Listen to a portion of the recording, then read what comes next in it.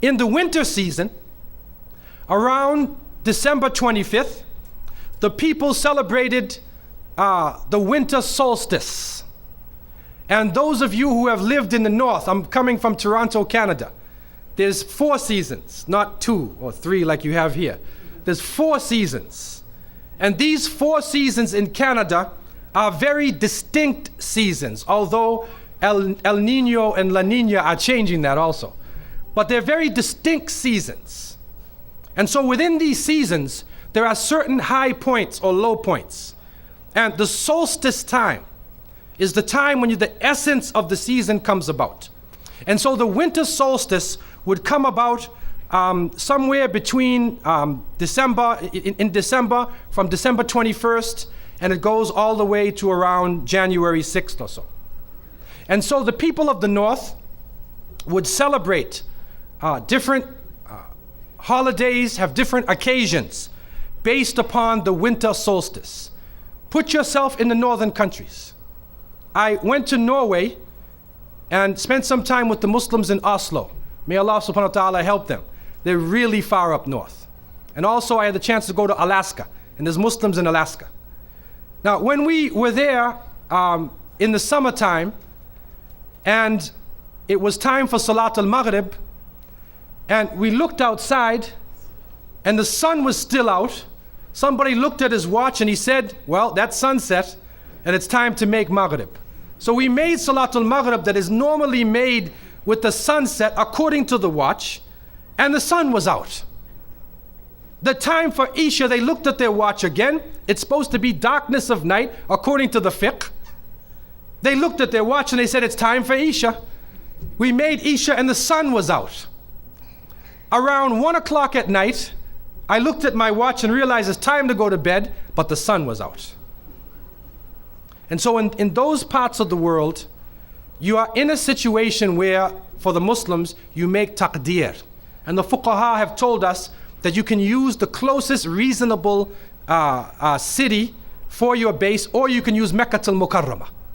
And some different fuqaha have used different positions. Where I was, they used Seattle, Washington as the base of their time where they were in Alaska. What is important though is that in the wintertime, there is a period where there is no light. You are literally in darkness 24 hours of the day. And this stretches for a period of time. Now, could you imagine if you're living in Alaska, or living in Canada, or living in Norway, and you don't have central heating, and the cold is outside, it's darkness around you, people are dying from disease, it's a terrible time, and every family would probably lose somebody, or they would know of somebody dying from the cold and disease during that season. This is the winter solstice. And so when the sun starts to come out, the people now are looking at the sun as a life-giving force.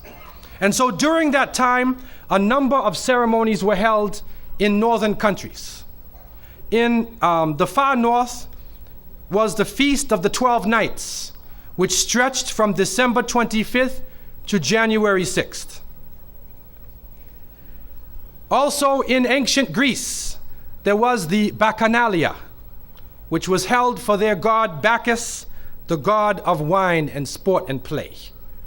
The Romans had the Saturnalia for their god Saturn, their main sun god Saturn. And so you find during these times that the people held ceremonies in the north. They would burn bonfires. The light was important, the fire, because the fire represents the light, the life-giving force for those who worship nature. Also in the north, they recognized that there was one tree that despite the cold would still remain alive. The evergreen tree, the fir tree. And so in some cases they would take this fir tree, believing that there was powers of life within the tree, and they would put it in their homes, set it there and put a light on the top of it, or burn them in the front, or they would make mistletoes and put them over their doorways, a type of what we would call ta'weez or tamima. It is an amulet. And they would hang the amulet over their doors, hang the amulets in their home, hoping that this fir tree, that this so-called life-giving force would protect them from the danger of the winter. And so their ceremonies developed around this. And this went on for hundreds of years. We also find in the ancient northern countries, we find the Druids and the Druids of the north. And they carried out special ceremonies surrounding the mistletoe and surrounding the fir tree and the beliefs, and they would meet within circular areas. And they had a secretive cult that spread throughout the far northern countries. One of the interesting individuals, and you can look this up if you can find it in the dictionaries or encyclopedias, is a man called Mithra or Mithras. This is a very mysterious character.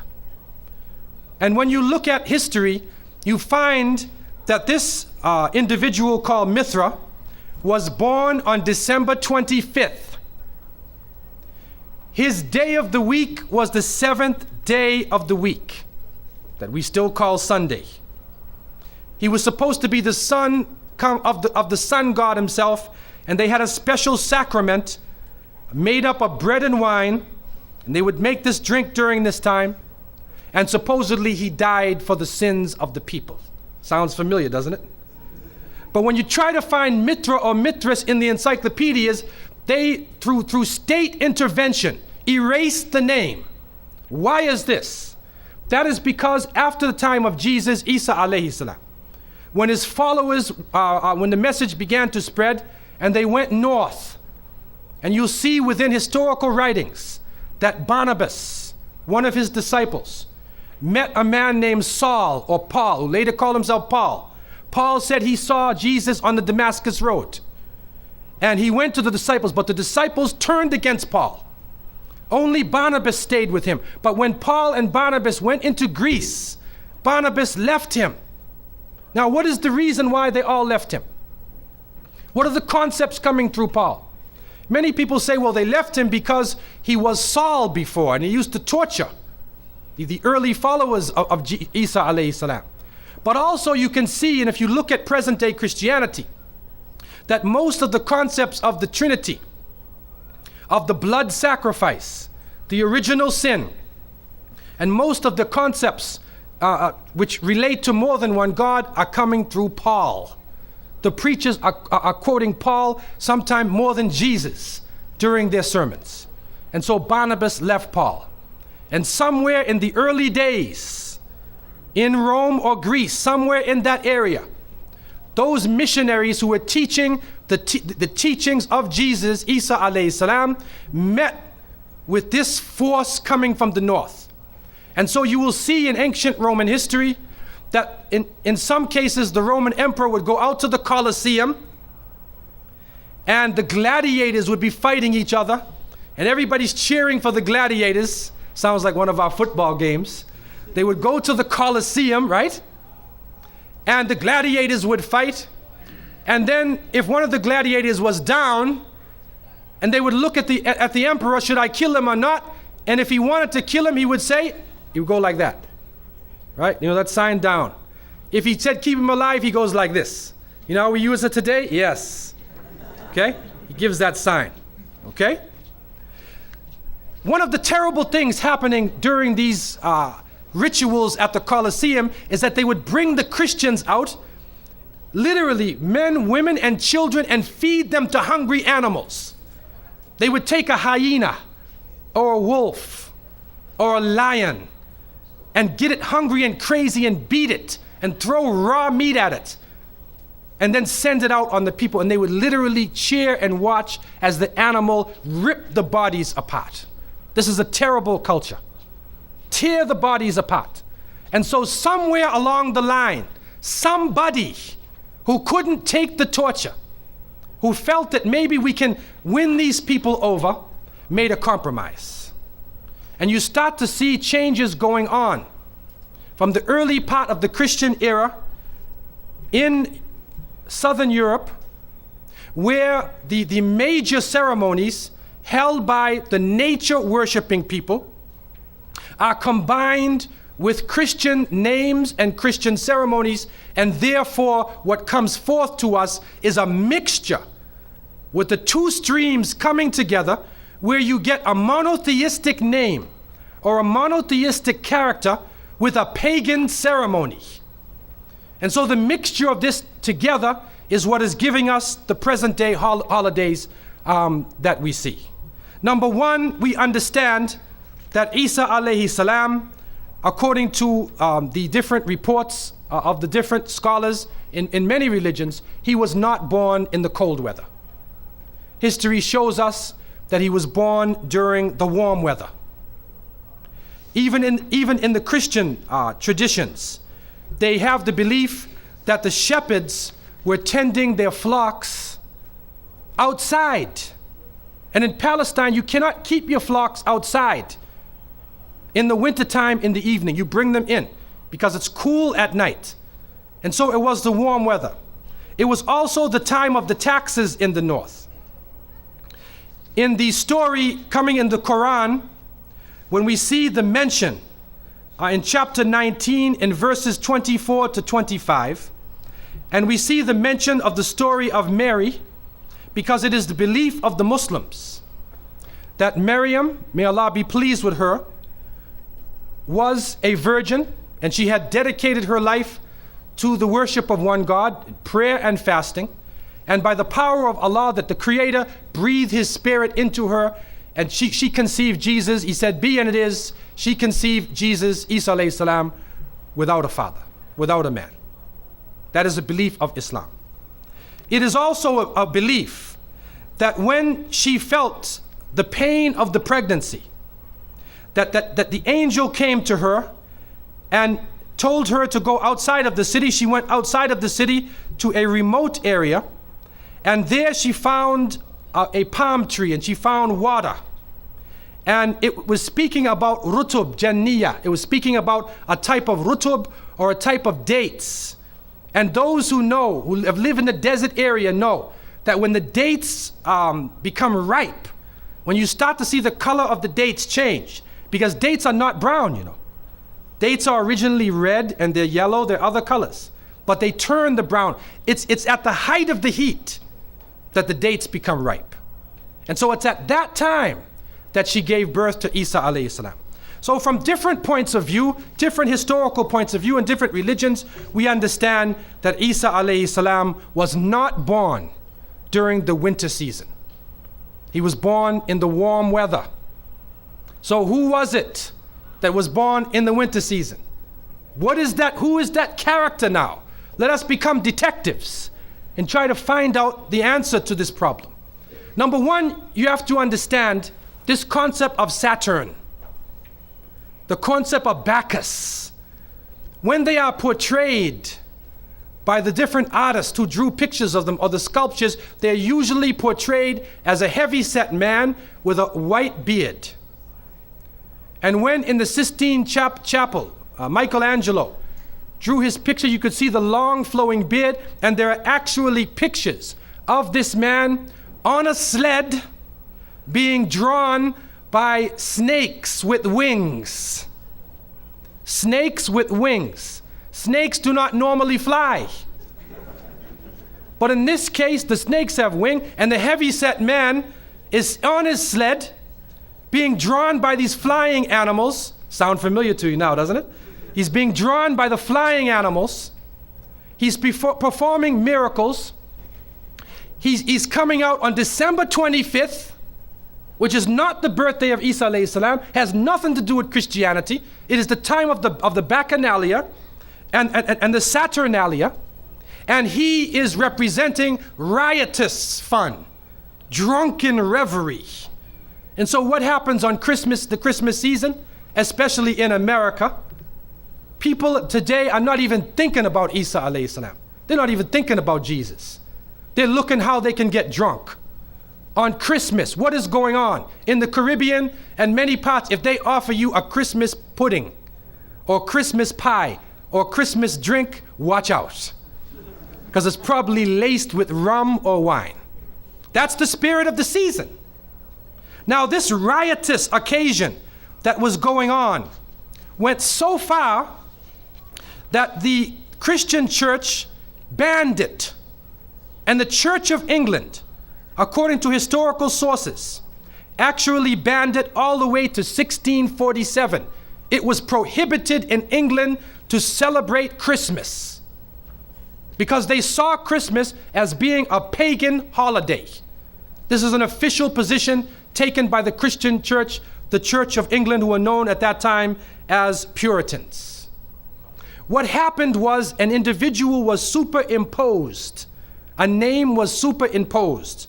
We hear about the name of Saint Nicholas. Saint Nicholas. Now, according to some historical reports, Saint Nicholas was a Christian bishop who lived in the 4th century in Asia Minor, which is now known as Turkey.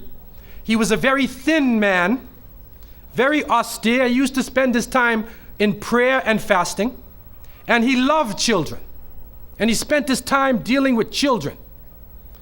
And because of this now, his name, some believe, was imposed upon that day, and Saint Nicholas or Saint Nick comes into that position as being the main man of the day. There's another concept, which is even deeper than that.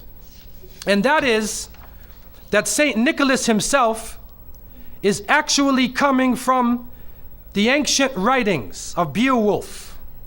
And in these writings, which are done in the Scandinavian region, we find the name Nick or Nickel or Nicker. He was known as a demon, the demon of the north. He was known as the evil spirit of the north, the name of Odin, the evil principle. And so in Germany and in many of the northern countries, the people actually looked upon this so-called Saint Nick as being an evil force, and they would tell their children in the wintertime, don't go outside, because if you do, Nicholas will come along, Nickel will come along, he'll capture you, put you in his bag, and take you away. And so they used it as a negative concept. In Isaiah, in what is left of the Bible, in chapter 4, in 14:13, the devil is known as the prince of darkness. And it is an understanding that his throne, the seat of his power, is in the north. Somewhere in the north is the seat of power of this evil. And so the Germans also, when they depicted this Nicholas, or this Pelznickel, as they would say, Pelznickel in German, it means a furry devil. When they depicted him, they depicted him as a man with red fur. He had red fur coat, and his base was in the north, and he was the essence of evil. And the Church of England till 1647 took the position that this celebration could not go on. So what we are actually seeing is that the Christmas occasion was actually the time of evil. It was the time of the belief in the Saturnalia and the Bacchanalia. And because of this, they shifted the occasion to New Year's Eve. They shifted all of their feelings and their merriment and their evil to New Year's Eve. Now, before we go to that, looking back at Christmas, what is happening now in Christmas season? I don't know what goes on in Miami, but in the northern cities, on Christmas occasion, they put lights around and Santa Claus parades. Do you have a Santa Claus parade here? They have Santa Claus parades, and St. Nicholas is outside, and he's in the streets, and everybody's talking about St. Nicholas, and the poor children are taught that St. Nicholas is going to come down your chimney. Most people don't have chimneys in Miami anyway, but a 350-pound man is going to come down your chimney and bring you presents and keep his clothes white and red, and go to all of the homes in the area and put presents in your stockings and put presents under your tree, and then fly back out into space. And the poor father who sweat and toiled all year to get you the presents gets no credit for the present given to the child. St. Nicholas comes down the chimney, gives you this present, flies off into the night. And many of us were raised thinking, believing in this. Some of us would sneak into the night and look and see our father putting the present under the tree. We knew what he was doing anyway. But you went along with it, and the people say, well, you know, it's Christmas. Don't you like to have fun? You want to stop the children from having fun? What kind of people are you? But what are you teaching the children? You are using the name of Jesus, using the name of Isa alayhi salam, and you are using a figure who historically is the devil. The devil himself, wal-iyadhu billah. They are using his figure, and he has now taken over the Christmas season. Christmas now to most people means materialism. You have to buy presents for your cousins and your friends, and you got to buy about 34 presents. And you find that most American people are in debt for 6 months after Christmas. Now, where is Jesus? You get drunk, you fight, you lose all your money, the stores raise their prices. Isa alayhi salam is described as a very humble person. Most of the time he didn't wear shoes, only 1 or 2 changes of clothing. A very simple person eating very simple food, fasting most of the time. You see what is going on? There are 2 streams now, a stream of polytheism, a stream of monotheism, and now the polytheism, the materialism, is overtaking the monotheism and standing in the way and taking over our society. And some foolish Muslims coming along from outside of in their country say, well, I just want to be an American. I want a tree too. So I said, one of the brothers said he had a Christmas tree in his house. He came for, I said, brother, do you know what the tree stands for? He said, no. Okay, I'll get a palm tree with dates. I'll make it halal, a halal Christmas tree. But brother, you have to understand what it means.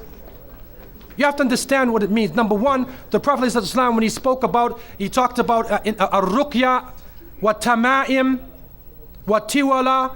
He said all of these things are shirk. That if you hang amulets thinking that this ta'weez or this amulet is going to protect you from something, then you are actually giving power to the creation of Allah and taking it away from the Creator.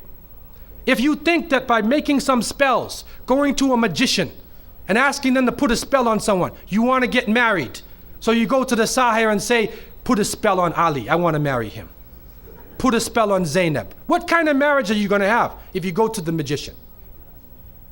And so the Prophet, peace be upon him, named all of these things, the superstitions, the amulets, all of these type of things are the other stream which goes away from monotheism, from the belief in one God, and takes you into another religion.